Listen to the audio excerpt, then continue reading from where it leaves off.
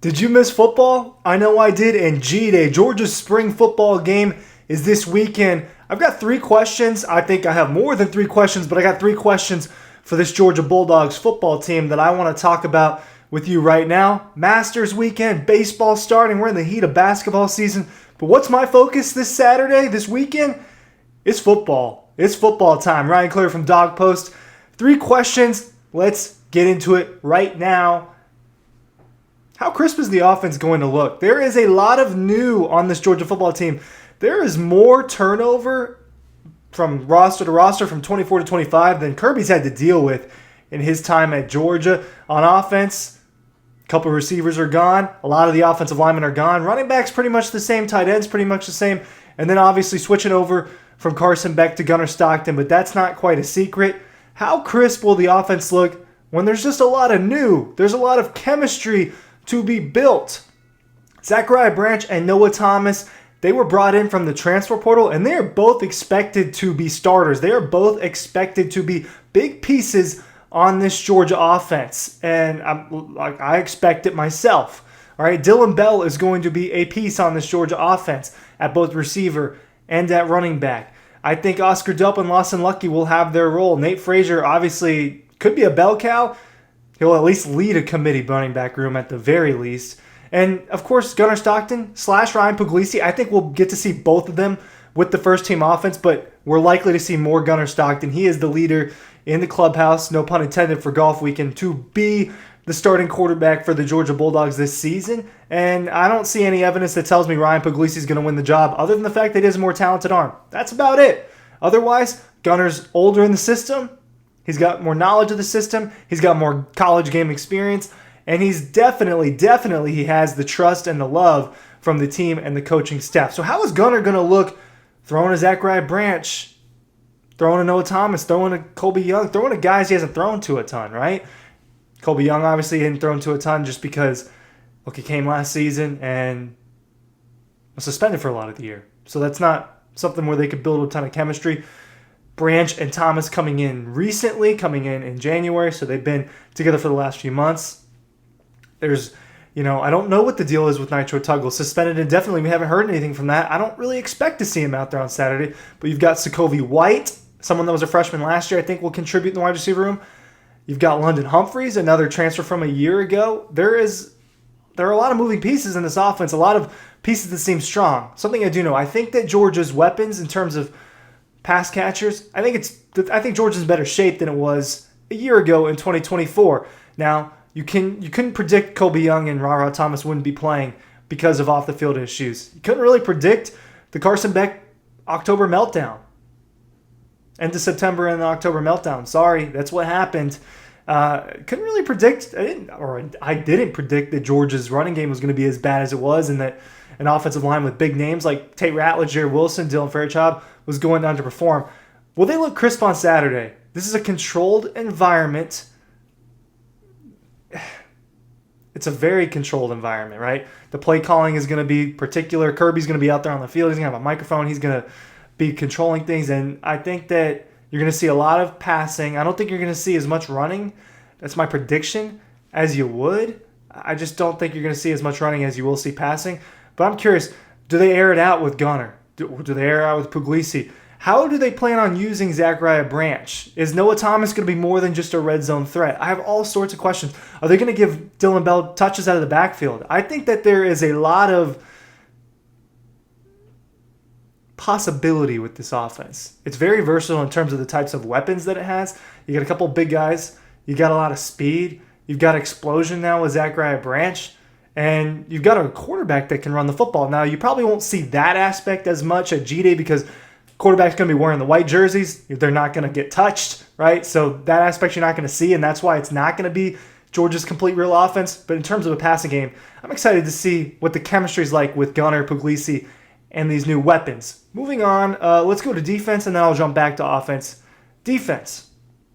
Defensive line, front seven, however you want to put it. Now, you don't get concerned about the linebackers, the interior linebackers in that front. I know they're in that front seven mold. That part is not concerning. That's probably the best unit, most talented unit on the team. One of the most talented and best units probably in college football this coming season will be Georgia's interior linebackers. So I'm not worried about that. But the outside guys and that line, Jalen Walker, Mykel Williams, Tyrion Ingham-Dawkins, Chaz Chambliss, Nazir Stackers, Warren Brisson, it's all gone. And they're taking a big chunk of Georgia's defensive production with them, and especially the sack production. Damon Wilson, transfer portal. That was a surprise. To me, Tyrion Ingham-Dawkins declaring was a little bit of a surprise. So there are questions to be answered.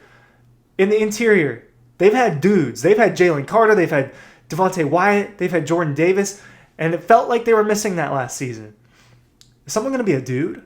Will it be Jordan Hall? That's kind of my prediction. Jordan Hall, big time recruit from a couple classes ago, has dealt with being behind Jalen Carter and then dealing with injuries throughout his career.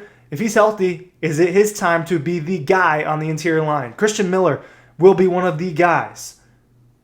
What are we going to see from Elijah Griffin on Saturday? There's been so much buzz about the true freshman, top 5 overall prospect in the 2025 recruiting class, 5-star plus type of player. They're calling him the next Jalen Carter. That's what Warren Brinson said. Jordan Hall's talking about how he's ahead of where Jordan Hall was at when he got there. A 5-star in his own right. Says he's stronger. Is this guy going to be a Jalen Carter type of football player? And are we going to get a glimpse of that on Saturday? Edge rushers. Quintavious Johnson in line to be a starter. Gabe Harris in line to be a starter. Kirby says Quintavious Johnson. Q is what they call him. If you say Quintavious to one of the players, they go, are you talking about Q? So Q, is he going to be a sack man? Is this guy... They just don't have a ton of experience at that outside linebacker position. Chaz Chambliss and Jalen Walker did. Damon Wilson, I thought, was going to be next in line at kind of a defensive end, outside linebacker hybrid role, and that's not happening. A couple of freshmen coming in. You got Darren Ikenagman. You got Isaiah Gibson. They brought in talent that could be good edge rushers. So I've talked about Griffin. I've talked about Gibson, Ikenagman. Man, I'm not saying that name right. That's frustrating that I think I just got it wrong. But you get my point. I'm talking about a lot of freshmen here because there's a lack of experience on this defensive front. Christian Miller is the most experienced guy on this defensive front. Now, there are other names. There's Ogboko. There's Xavier McLeod. Who is going to be the guy? My prediction, Jordan Hall plays a lot. Christian Miller plays a lot. Now, this is not necessarily what's going to happen Saturday, but I want to know if we're seeing glimpses of this. I think that those are your guys. Last question. I told you we're going to go back to the offense, and we're going to talk about the run game. Who's RB2? What's the plan here? Cash Jones doesn't get carries. He had 14 carries last season. All right? Nobody had more than 25 carries outside of Nate Frazier and Trevor Etienne. Well, Etienne's gone. So 100 and something carries are gone there. Nate Frazier's, you would think, is going to take a good bulk of that. Branson Robinson, Roderick Robinson, they're injured. They're not. I don't know if they're going to play on Saturday. They've been doing their own thing this spring in terms of trying to get back up to speed. Chauncey Bowens, Bo Walker, Micah Bell, Dwight Phillips Jr. Is someone going to emerge as a clear RB2? There's a lot of buzz about freshman Bo Walker.